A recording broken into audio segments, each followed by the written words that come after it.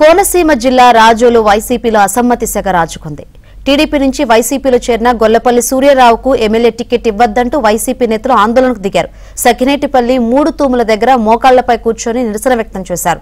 రాజోలు సీటును sitting MLA Rapaka వరప్రసాద్కే ఇవ్వాలని demand చేశారు. ఒకవేళ గొల్లపల్లి సూర్యారావుకు టికెట్ కేటాయిస్తే ఆయన్ను ఖచ్చితంగా ఓడిస్తామని వైసీపీ నేతలు హెచ్చరించారు.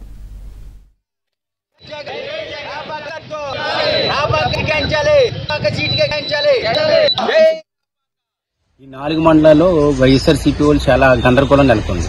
అటువంటిది రాపాక వరప్రసాద్ ఇందులో వచ్చి ప్రతి ఒక్కరిని కూడా సంజయించి నచ్చ చెప్పి ఒక తాటి మీద తీసుకొచ్చి వైఎస్ఆర్సీపీ రాజోల్ నియోజకవర్గంలో అత్యంత మెజారిటీ గెలిపించాలనే ఆలోచనతో రాపాక వరప్రసాద్ గారు కృషి చేశారు. మరి ఈ రోజు అతనికి టికెట్ ఇవ్వకపోవటం అన్నది సరికాదు.